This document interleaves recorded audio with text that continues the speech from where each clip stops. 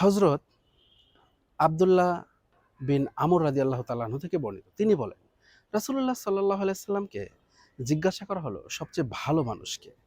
তিনি বললেন, প্রত্যেক হিংসা বিদ্বেষ মুক্ত অন্তরের অধিকারী এবং সত্য কথার অধিকারী ব্যক্তি।